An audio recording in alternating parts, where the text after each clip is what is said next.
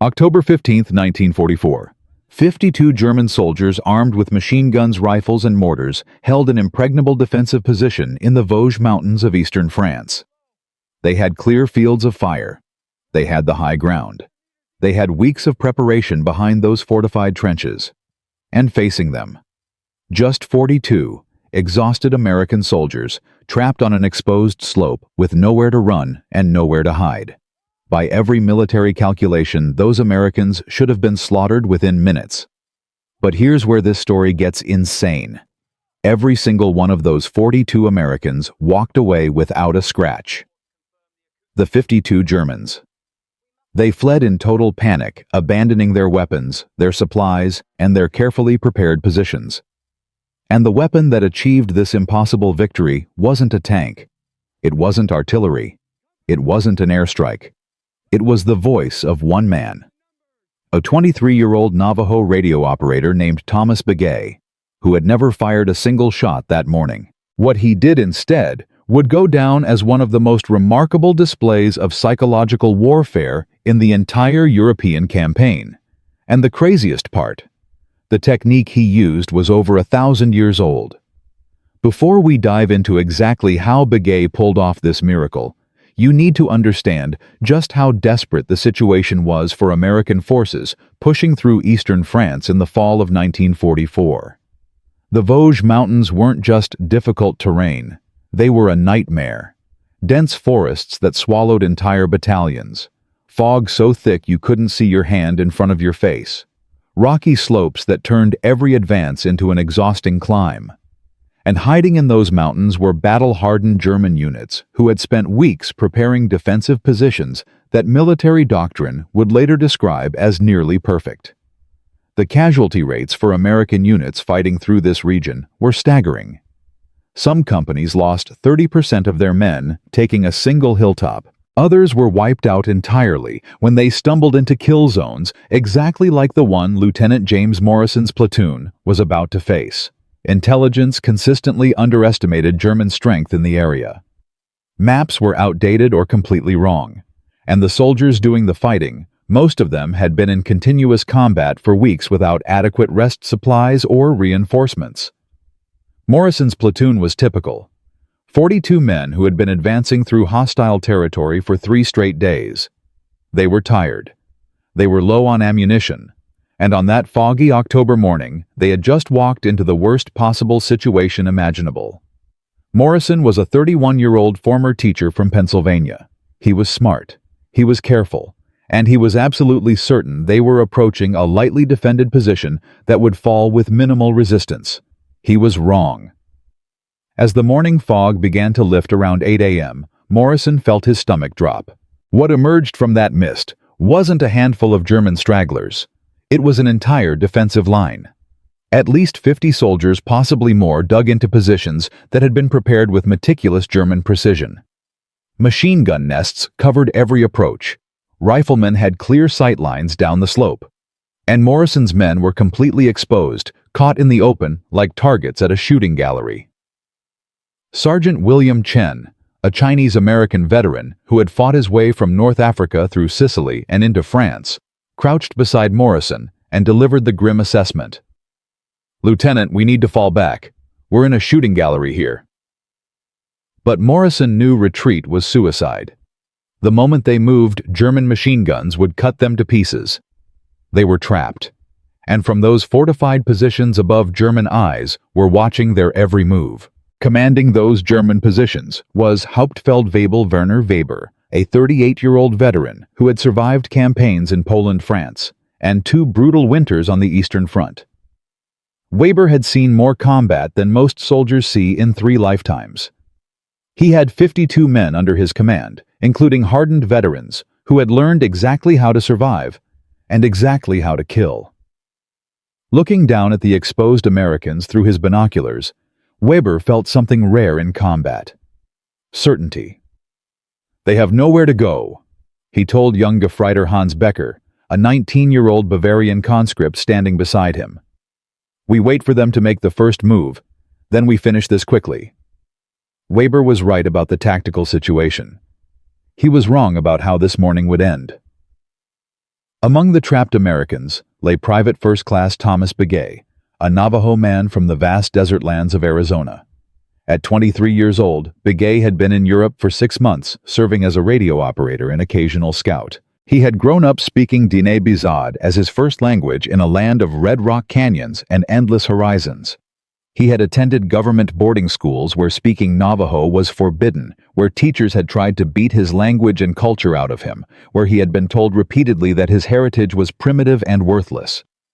But Begay's grandfather had taught him things those teachers never understood. He had taught him the old war cries. He had taught him how sound traveled across desert canyons. He had taught him that the smartest warrior was the one who won without creating more widows. And now, trapped on that French mountainside with death staring down from above, Begay remembered every lesson. While other soldiers lay frozen with fear, Begay's mind was working through possibilities. He had noticed something about this terrain that reminded him of home. The way the trees clustered, the rocky outcroppings, the natural amphitheater formed by the surrounding hills. Sound would behave strangely here. It would echo. It would bounce. It would seem to come from multiple directions at once. And in that moment, Begay saw a solution so unconventional, so crazy, that no military manual had ever considered it. He crawled carefully to Lieutenant Morrison's position. "Lieutenant, I have an idea."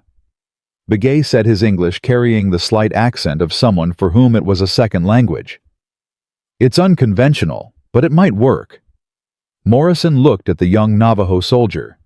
He had learned to trust Begay's instincts over these past months. The private had an almost supernatural ability to read terrain and anticipate danger. "Talk," Morrison said. Begay explained his plan in quick, efficient sentences. Morrison's first reaction was disbelief. His second was a desperate recognition that they had absolutely no better options. The plan relied entirely on psychological manipulation, on creating an illusion of strength where only vulnerability existed, on using sound as a weapon. It was audacious, it was possibly insane, and it was their only chance. "Do it," Morrison ordered. "We've got nothing to lose." Begay moved to a position where his voice would carry up the slope toward the German lines. He took a deep breath, thinking of his grandfather, thinking of generations of warriors who had defended their lands against impossible odds. Then he opened his mouth and released something the Germans had never heard before. The sound that emerged was a traditional Navajo war cry, a vocalization that had echoed across desert canyons for centuries. But Begay wasn't just screaming. He was performing. The cry started low and built in intensity, a ululating call that seemed to come from multiple directions at once as it bounced off trees and rocks.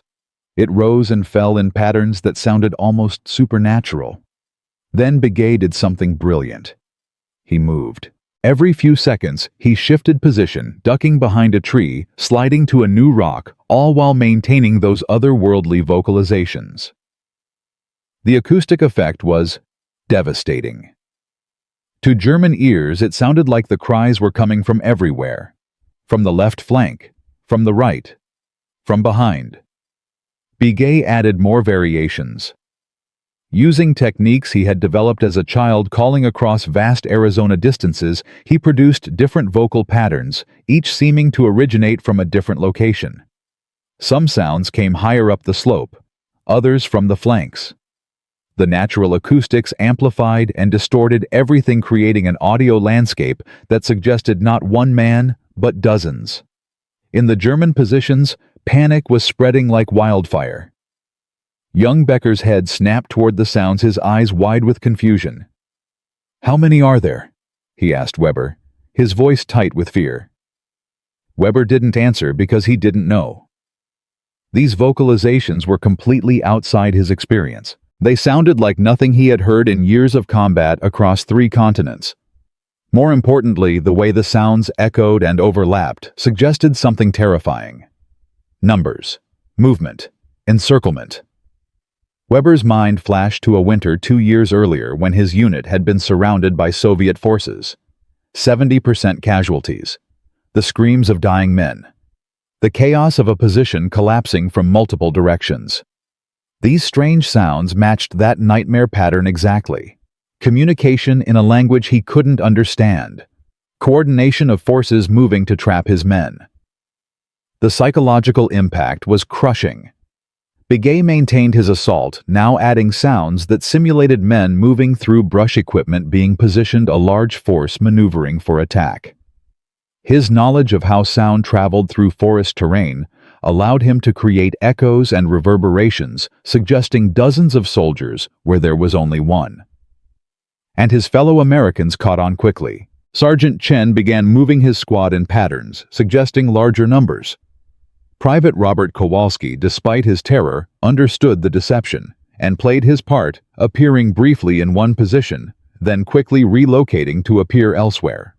To German observers, it looked like multiple American squads maneuvering simultaneously. The illusion was perfect. "We're being encircled," a young German soldier shouted, his voice cracking with stress. Weber made the calculation that commanders throughout history have made when facing uncertain odds. He had 52 men in position strong for frontal defense, but vulnerable to attacks from multiple directions. If the sounds indicated what he suspected, if a larger American force was indeed closing around them, staying in position meant potential annihilation. The prudent choice, the survivable choice, was to withdraw while escape was still possible. "Prepare to fall back," Weber ordered. Controlled withdrawal to secondary positions. His men needed no encouragement. The withdrawal began with German discipline, but an unmistakable urgency. They abandoned positions that had taken days to prepare. They left behind weapons, supplies, and equipment. All because of sounds that suggested an enemy force many times larger than the 42 Americans actually present. Begay maintained his vocal assault for 5 more minutes until he was certain the Germans were gone. Then silence fell over the mountainside. Morrison rose slowly, hardly believing what he had witnessed. Where minutes before had been an impregnable defensive line, there were now only empty trenches. His 42 men, who had been moments from slaughter, now held the high ground without a single casualty. Chen surveyed the abandoned German positions with an expression mixing relief and disbelief. "They left everything," he reported. "Full retreat mode." The tactical victory was stunning, but its implications were even larger. That position had anchored the entire German defensive line in the sector. Its capture created a gap that American forces would exploit over the following days, accelerating the Allied advance by weeks. Thousands of lives potentially saved, all because one Navajo soldier remembered what his grandfather had taught him about the power of sound. Morrison found Begay sitting against a tree, his throat raw from the sustained vocalizations. "That was the most incredible thing I've ever witnessed," Morrison said. "Where did you learn to do that?" Begay smiled slightly. "My grandfather always said the smartest warrior is the one who wins without creating more widows. Today we did that." But this was only the beginning. Word of what happened that morning would spread through American units across France. The story would grow with each retelling, and it would raise a question that military strategists had never seriously considered. What other ancient knowledge might be hiding in the traditions that modern society had tried to erase? In Part 2, we'll discover how this single incident sparked a revolution in psychological warfare tactics, and why the Germans would spend months trying to understand what had actually happened that October morning. The answer they eventually found would shock them even more than the sounds themselves. In Part 1, we witnessed the impossible. A 23-year-old Navajo radio operator named Thomas Begay used nothing but his voice and ancient war cries to send 52 entrenched German soldiers fleeing in panic. 42 American lives saved. A strategic position captured without firing a single shot.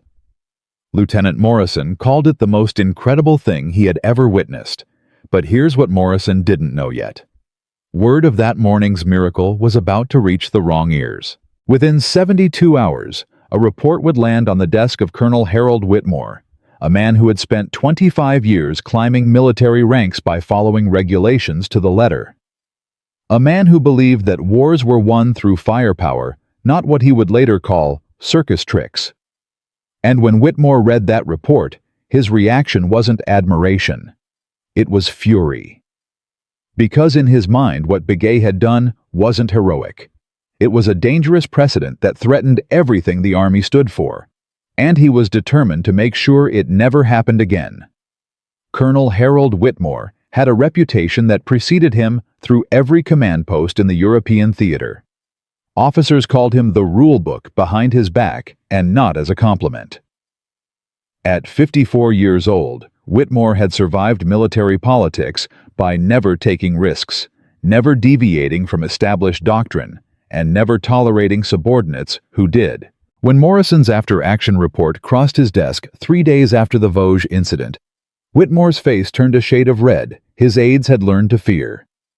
"What is this nonsense?" Whitmore demanded, throwing the report across his desk. "A private defeated an entrenched enemy position by screaming at them. This is a mockery of military procedure." Major Thomas Bradley Whitmore's aide shifted uncomfortably. "Sir, the report indicates 0 American casualties and complete capture of the objective. By any measure, that's a successful operation." "By any proper measure," Whitmore shot back. "This was a catastrophic breach of combat protocol. What happens when every soldier decides to try his own creative tactics? We have doctrine for a reason, Major. Doctrine wins wars. Not whatever this was." Whitmore summoned Morrison and Begay to headquarters the following week. The meeting lasted 45 minutes and accomplished nothing except making Whitmore's position crystal clear. "This technique, if you can even call it that, will not be replicated," Whitmore stated flatly. Private Begay performed an unauthorized psychological operation without clearance from Intelligence Command. The fact that it succeeded is irrelevant. The precedent it sets is dangerous. Morrison tried to argue. He presented the tactical advantages. He described how the German positions had been genuinely impregnable. He explained that conventional assault would have cost at least half his platoon. Whitmore wasn't interested. "Lieutenant, I've been fighting wars since before you could walk. I've seen 100 miracle tactics come and go. You know what actually works: superior firepower, proper reconnaissance, following the plan, not some—" He paused, searching for words. "Indian war dance." Begay sat silently through the entire meeting. He had learned long ago that men like Whitmore couldn't be convinced through argument. They could only be proven wrong through results they couldn't ignore. But getting those results would require someone with more authority than a lieutenant and a private first class. That someone arrived 3 weeks later in the form of Captain Eleanor Walsh, one of only a handful of women serving in Army Intelligence's Psychological Operations Division.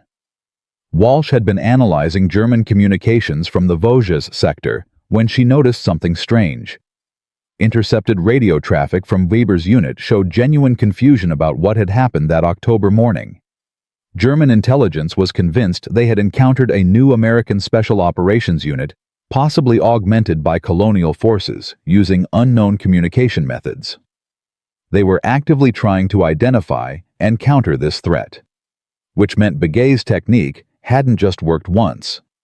It had created lasting psychological impact that was affecting German tactical decisions across the entire sector. Walsh tracked down Morrison and Begay at a forward base in late November. She was direct in a way that military bureaucracy rarely allowed. "I've read your report 6 times, she told them. "I've listened to German intercepts discussing what they call the ghost attack.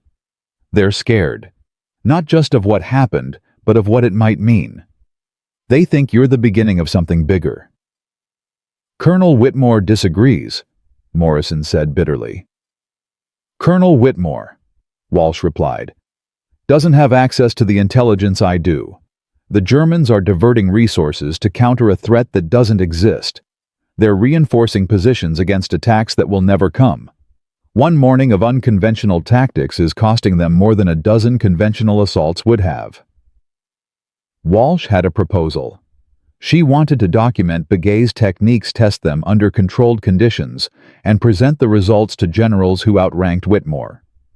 It was risky, If the test failed, all three of their careers would be over. But if it succeeded, they could revolutionize how the Army thought about psychological warfare. "There's one condition," Walsh added. "We get one chance. I can arrange a demonstration for General Marcus Thompson next month. He's open-minded, but he's also busy winning a war. If we waste his time, we won't get a second opportunity." Begay spoke for the first time. "What do you need from me?" Walsh smiled. "Everything. Every technique your grandfather taught you. Every way sound can become a weapon. We have 3 weeks to prepare." December 14th, 1944. A clearing in the French countryside, carefully selected by Walsh for its acoustic properties, similar to the original Vosges engagement. General Marcus Thompson stood with his arms crossed, surrounded by a dozen officers, including a visibly unhappy Colonel Whitmore, who had somehow learned about the demonstration and insisted on attending. "30 minutes, Thompson said, checking his watch. "Show me something worth seeing, Captain Walsh, or this conversation is over." The test was simple in concept, but terrifyingly complex in execution. Walsh had arranged for a platoon of American soldiers to occupy defensive positions at the far end of the clearing, simulating a German emplacement. They had been told to report any sounds, movements, or perceived threats. They had not been told what was actually being tested. Begay would attempt to create the same psychological effect he had achieved in October, but this time under observation, with his techniques being documented and analyzed in real time. If the defending platoon reported confusion about enemy numbers and positions, the test would be considered successful. If they simply heard one man making noise, Begay's military career might end in disgrace. The morning was cold. Frost covered the ground. Begay's breath formed clouds in the air as he moved into position at the edge of the tree line, invisible to both the defending platoon and the observing officers. He thought about his grandfather. He thought about the Arizona canyons, where he had first learned how sound could travel miles and seem to come from everywhere at once. He thought about the 42 men whose lives had depended on these techniques working. And then he began. The first sound was so subtle that General Thompson almost missed it. A low vocalization that seemed to drift from somewhere to the left. Then another sound from the right, slightly different in pitch. Then a third from directly ahead. Within 60 seconds, the clearing was filled with what seemed like dozens of distinct voices, all producing variations of traditional Navajo war cries, all appearing to come from different locations. The observing officers exchanged confused glances. They could see Begay's approximate position. They knew there was only one man, but their ears told them something completely different. Walsh had positioned sound monitoring equipment around the clearing. The acoustic data showed why the effect was so disorienting. Begay wasn't just making noise. He was exploiting the natural resonance of the terrain, bouncing sounds off trees and rocks in patterns that created phantom sources. He was varying his vocal frequency in ways that made individual cries seem like different voices. He was moving constantly, never producing two sounds from the same location. The defending platoon's response was immediate and telling. Within 3 minutes, their sergeant was radioing confused reports about enemy movement on multiple flanks. Within 5 minutes, 2 soldiers had repositioned to cover what they perceived as an encirclement threat that didn't exist.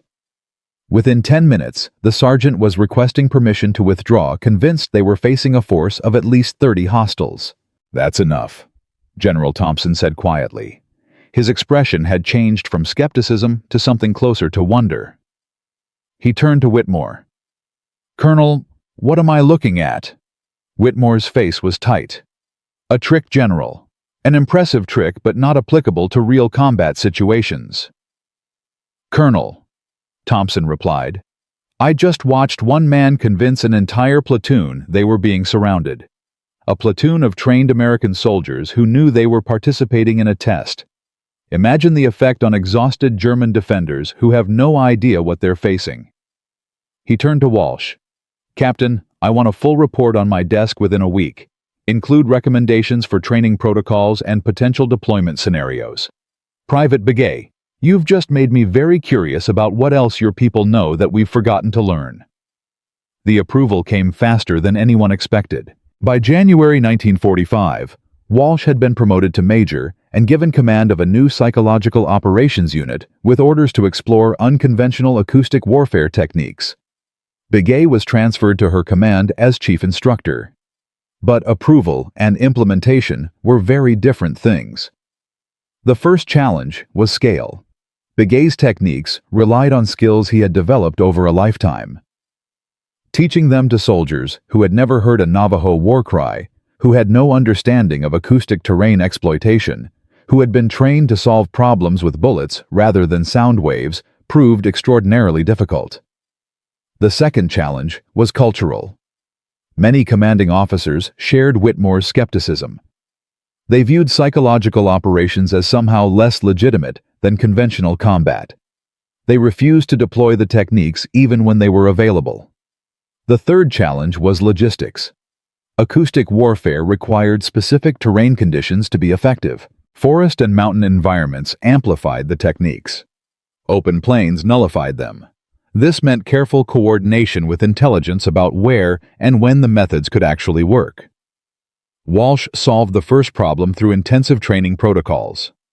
She identified soldiers with musical backgrounds, strong vocal projection or experience with acoustic environments.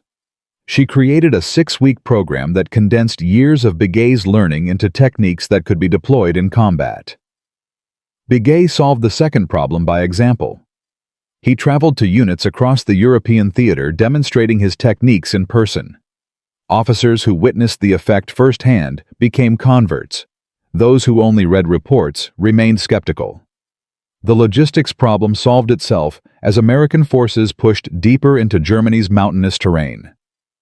February 1945, the Siegfried Line, a German defensive position that had stopped 3 previous American assaults. Captain William Hayes had lost 37 men trying to take a single fortified bunker. He was desperate enough to try anything, including the sound tactics his battalion commander had dismissed as nonsense. Hayes requested support from Walsh's unit. Begay arrived with 2 soldiers he had personally trained, a Lakota man named Joseph Running Bear and a Cherokee named David Sixkiller. That night, they created an acoustic nightmare for the German defenders. War cries echoed across the frozen landscape for 3 hours. Sounds suggested American forces massing on every flank.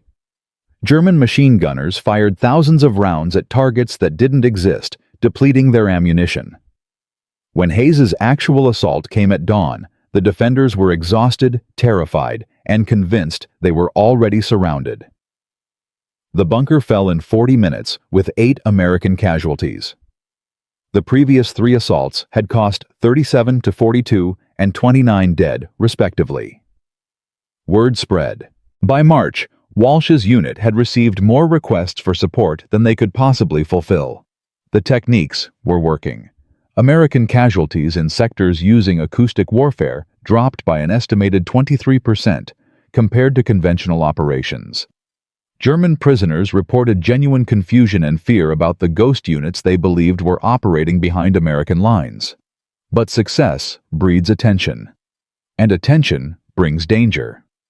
In early March 1945, Walsh intercepted German intelligence communications that made her blood run cold. The Wehrmacht had finally figured out what was happening. They hadn't identified Begay specifically, but they knew the ghost attacks were acoustic deception rather than actual encirclement. More importantly, they were developing countermeasures. Acoustic detection equipment, training programs to help soldiers distinguish real threats from sound manipulation. And most disturbing of all, they had assigned a dedicated intelligence team to track down and eliminate the source of these operations. The hunters had become the hunted. And somewhere in the chaos of a collapsing Reich, German operatives were searching for a 24-year-old Navajo man whose voice had become one of the most effective weapons in the American arsenal. In Part 3, we'll discover how the Germans planned to neutralize this threat, what they found when they finally understood what they were facing, and why their response would ultimately backfire in ways no one could have predicted. The war for sound was about to enter its most dangerous phase. Let me recap where we left off. A 23-year-old Navajo soldier named Thomas Begay discovered that his grandfather's ancient war cries could terrify German soldiers into abandoning impregnable positions. What started as a desperate improvisation in the Vosges Mountains became official military doctrine after General Thompson witnessed a demonstration that made believers out of skeptics. By March 1945, acoustic warfare units were operating across the European theater, reducing American casualties by 23% in sectors where they deployed. But success had painted a target on their backs. German intelligence had finally cracked the mystery of the ghost attacks. They knew it was sound manipulation, not actual encirclement. And now they were hunting for the source. The game had changed. This was no longer an experiment. This was war. The German response came faster than anyone anticipated. On March 12, 1945, Wehrmacht High Command issued Directive 847, a classified order establishing a dedicated counter-acoustic operations unit under the command of Major Ernst Hoffmann. Hoffmann was no ordinary officer. He had spent 3 years developing sound detection equipment for locating Allied artillery positions. He understood acoustics better than any German military commander. And when he reviewed the intelligence reports about American ghost attacks, he recognized exactly what was happening. "They're using terrain resonance," Hoffmann explained to his superiors. "One man, possibly a few, creating the illusion of many through careful manipulation of sound reflection. It's brilliant. It's also counterable." Hoffmann's plan was threefold. First, distribute acoustic training materials to frontline units, explaining how the deception worked. Second, deploy sound detection equipment that could pinpoint the actual source of vocalizations regardless of echoes. Third, and most dangerous, identify and eliminate the individuals responsible. German intelligence had intercepted enough American communications to know that a specialized unit was coordinating these operations. They didn't have names yet, but they had patterns, movement schedules, deployment locations. It was only a matter of time. The first sign that German countermeasures were working came on March 18th. A 2-man acoustic team attempted their standard operation against a German position near Remagen. Instead of panic and retreat, the Germans held their positions and directed concentrated fire toward the actual sound source. Both Americans were wounded. One died 3 days later.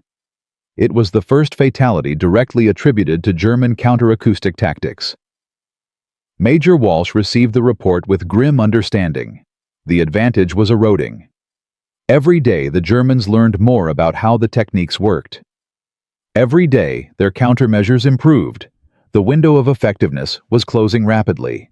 But the German threat wasn't Walsh's only problem. Success had created complications she never anticipated. As acoustic warfare expanded from Begay's original techniques to a broader program involving dozens of soldiers, quality control became impossible. Some units deployed the tactics in completely unsuitable terrain. Open plains where sound wouldn't echo. Urban environments where buildings created unpredictable acoustics. The results ranged from ineffective to disastrous. On March 21st, an acoustic operation near Cologne went catastrophically wrong. The soldier performing the vocalizations had been inadequately trained. Instead of creating confusion, his clumsy attempts simply revealed his position to German defenders. The resulting firefight killed 4 Americans and wounded 11 more. Colonel Whitmore, who had opposed the program from the beginning, finally had ammunition for his crusade. He filed a formal complaint, arguing that acoustic warfare was causing more casualties than it prevented. He demanded the program be suspended, pending a full investigation. "This is exactly what I warned would happen," Whitmore wrote in his report. "Unproven techniques deployed by inadequately trained personnel are getting American soldiers killed. The responsible parties should face court-martial." Walsh found herself defending not just the program, but Begay personally.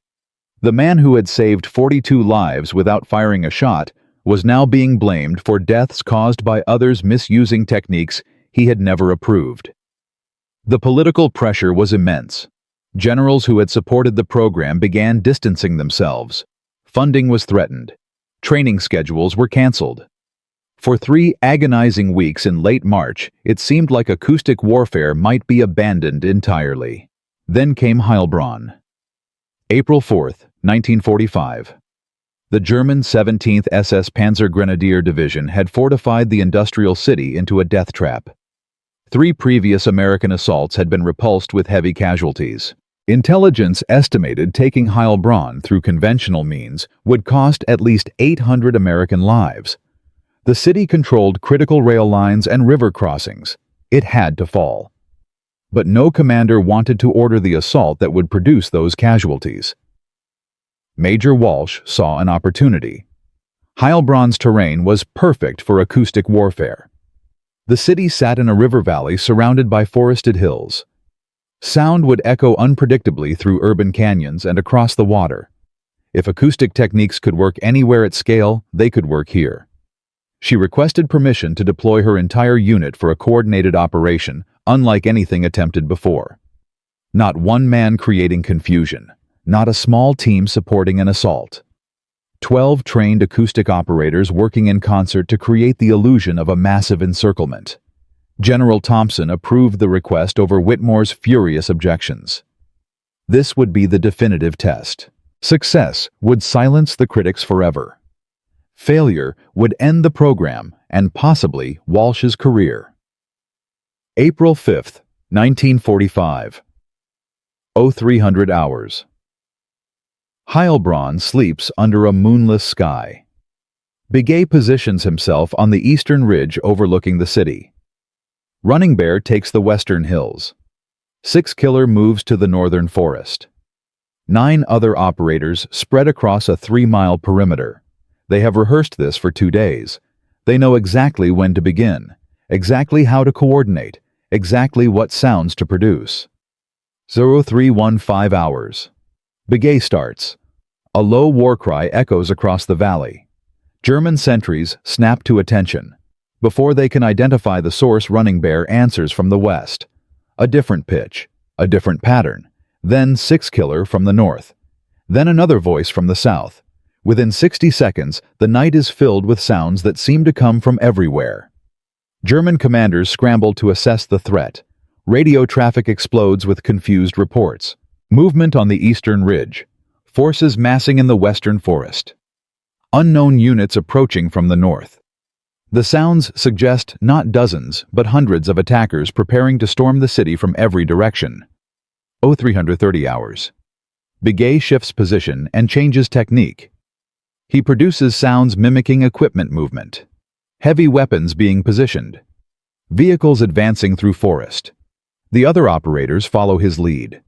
The acoustic landscape now suggests not just soldiers, but armor artillery, a full-scale assault force preparing to overwhelm the defenders. SS Commander Heinrich Voss faces an impossible decision. His 2 400 defenders are spread across a city perimeter designed to repel frontal assault. If the Americans are truly attacking from all directions simultaneously, with the force these sounds suggest, his men will be overwhelmed in detail. He needs to consolidate, pull back to defensible positions. Prepare for urban combat where numbers matter less. 0345 hours. Voss orders a general withdrawal to the city center. German units abandon outer defensive positions. Machine gun nests that had stopped 3 American assaults are left unmanned. Artillery positions are spiked and abandoned. The defenders pull into a tight perimeter around the central district, preparing for an encirclement that doesn't exist. 0400 hours. The real American assault begins.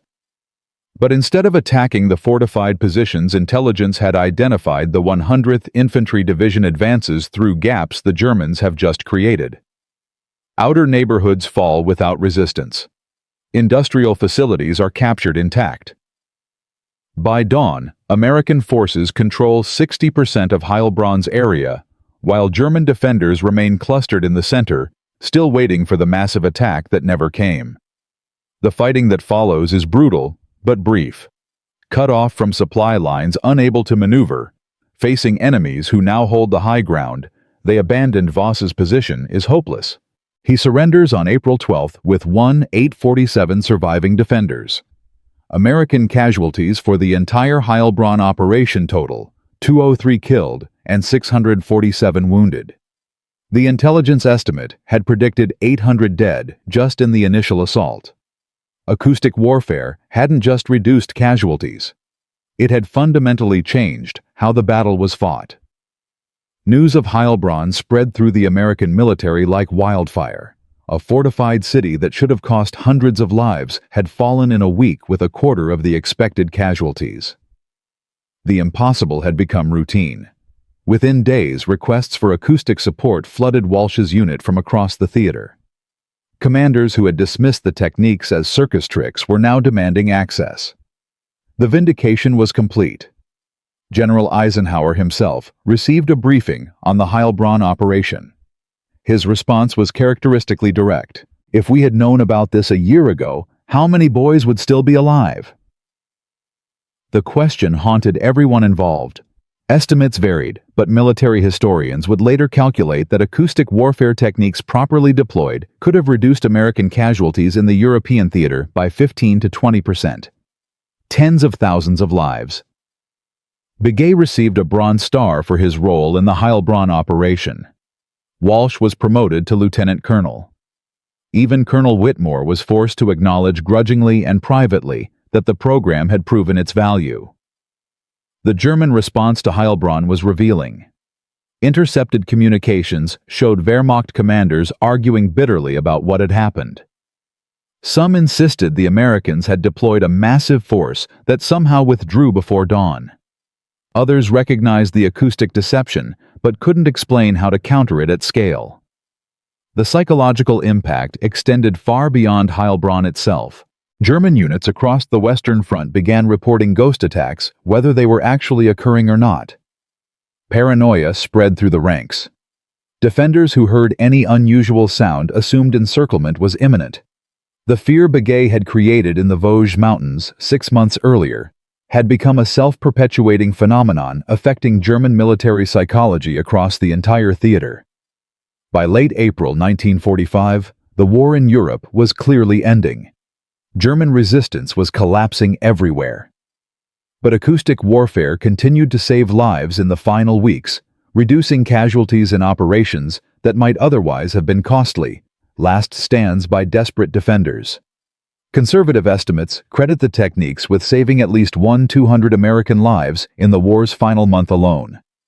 The war in Europe ended on May 8, 1945. Thomas Begay had served with distinction from the Vosges Mountains to the heart of Germany. He had trained dozens of soldiers in techniques his grandfather had taught him. He had helped develop tactics that changed how the American military thought about psychological operations. He had saved more lives than anyone could accurately count. But here's what the official records don't tell you. The same country that had tried to beat the Navajo language out of Begay as a child was now celebrating the military applications of that culture. The same government that had confined his people to reservations was awarding medals for traditional knowledge it had spent decades trying to erase. The irony was not lost on Begay or the other Native American soldiers who had served. In the Pacific, Navajo code, talkers had created an unbreakable communication system using a language American schools had punished children for speaking. In Europe, Begay had weaponized war cries that missionaries had condemned as savage. The skills that made these contributions possible existed only because Native communities had preserved their traditions despite systematic attempts at cultural destruction. What would happen when Thomas Begay went home? Would the country that had used his heritage to win a war finally recognize the value of what it had tried to destroy? Would the lessons of acoustic warfare influence how the military thought about indigenous knowledge? Would Begay himself find peace after everything he had witnessed? The story of the war cry that routed 52 German soldiers has one final chapter, a chapter about homecoming, about legacy, about the complicated relationship between a man and a country that had both persecuted and celebrated his people. In Part 4, we'll discover what happened to Thomas Begay After the guns fell silent, how his wartime innovations influenced military doctrine for decades, and why his story remains both inspiring and deeply troubling to this day. The war was over. But for Begay, the hardest battles were just beginning. Let me recap where we've been. In October 1944, a 23-year-old Navajo radio operator named Thomas Begay used ancient war cries to send 52 entrenched German soldiers fleeing in panic. What began as a desperate improvisation became official military doctrine after skeptical generals witnessed its power firsthand. By April 1945, acoustic warfare units were operating across the European theater, culminating in the Battle of Heilbronn, where 12 trained operators created the illusion of a massive encirclement that collapsed German resistance and saved hundreds of American lives. The war ended. The guns fell silent. But the question remained. What happened to the man whose voice had become a weapon? What happened to Thomas Begay when he came home to a country that had tried to destroy his culture while simultaneously weaponizing it? This story has one final twist, and it's not the ending anyone expected. Because sometimes the hardest battles aren't fought with weapons or war cries. Sometimes they're fought in silence. In the quiet struggle to find meaning after everything you believed about yourself and your place in the world has been shattered and rebuilt. Thomas Begay returned to the Navajo Nation in the summer of 1946. He was 25 years old. He had a Bronze Star. He had letters of commendation from generals whose names would appear in history books. He had trained dozens of soldiers in techniques that had saved more than 1,000 American lives. And he had absolutely no idea what to do next. The reservation looked exactly as he had left it. Red rock canyons stretching toward horizons that seemed to go on forever. Sheep grazing on sparse desert vegetation. Hogans scattered across the landscape like they had been for generations. Nothing had changed. Everything had changed. Begay tried to explain to his family what he had done in Europe, how his grandfather's teachings had become weapons, how the war cries that echoed through these very canyons had echoed through French forests and German valleys, how the language that white teachers had beaten out of children had helped win a war those same white people had started. His grandfather listened in silence.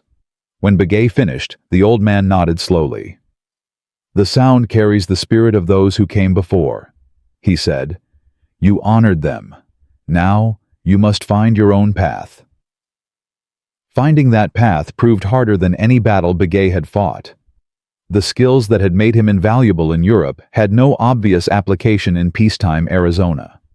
The military offered him a position training special operations soldiers, but it would mean leaving the reservation, leaving his people becoming something other than Navajo. He declined. Instead, Begay became a sheepherder like his father and grandfather before him. He married a woman named Mary Yazzie in 1948. They had 4 children.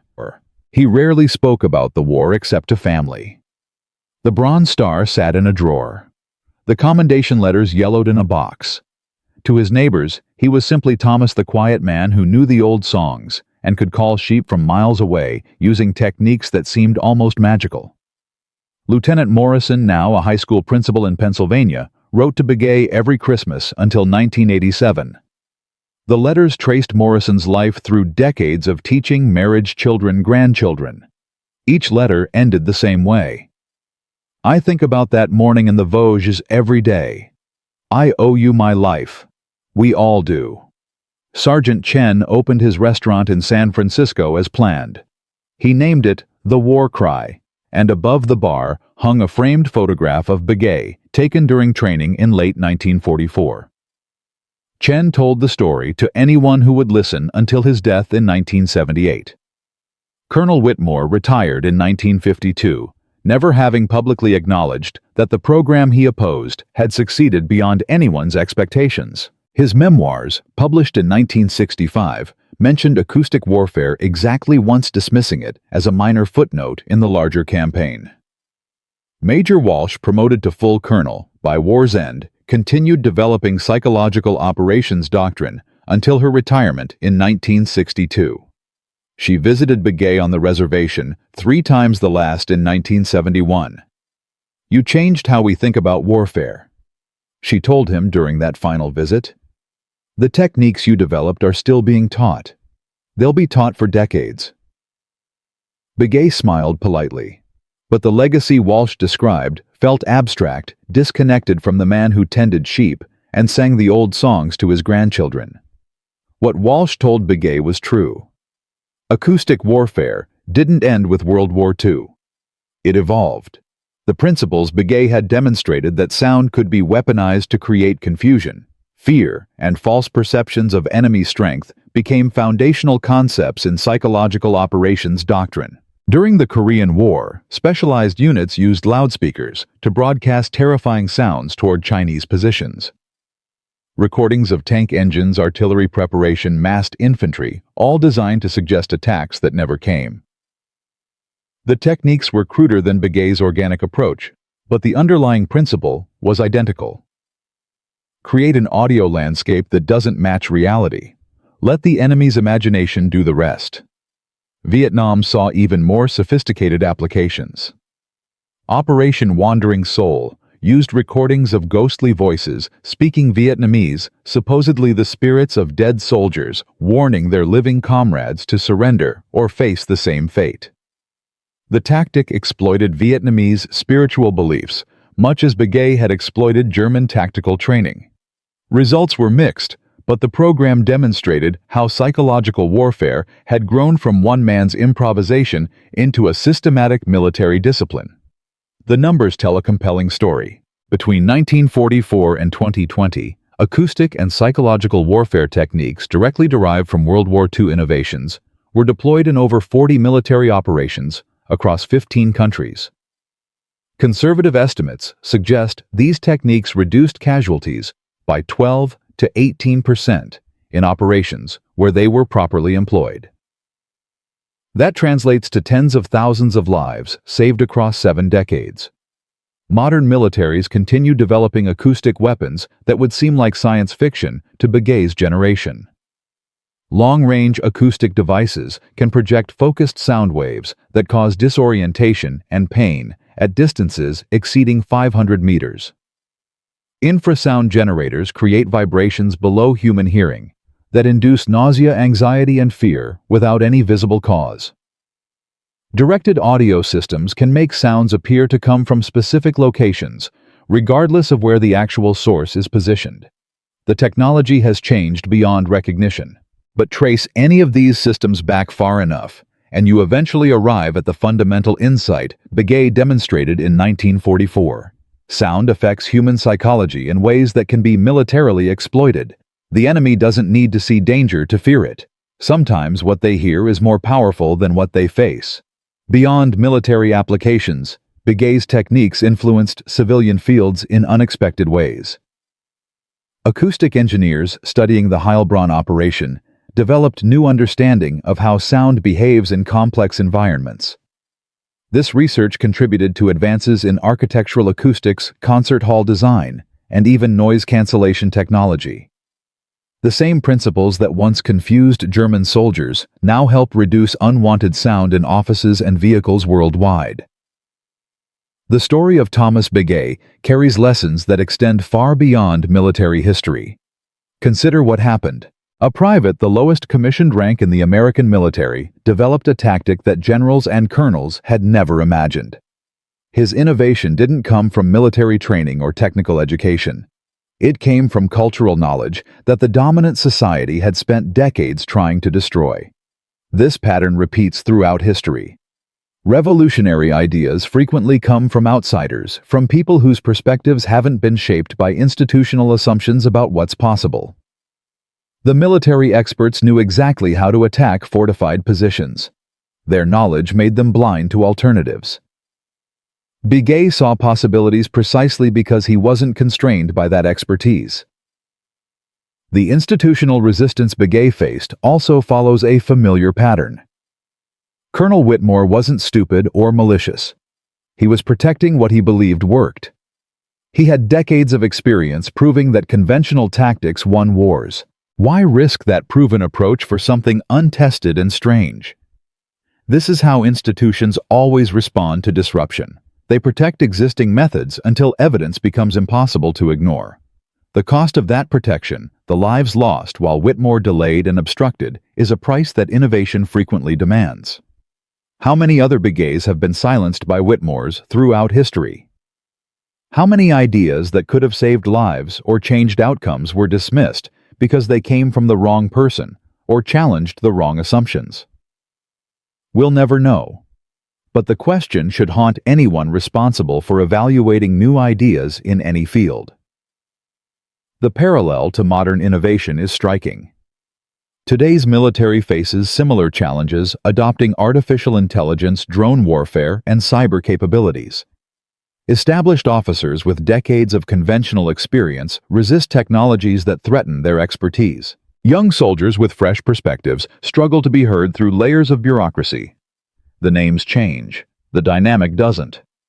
Business faces identical patterns. Kodak invented digital photography, then buried it because film was profitable.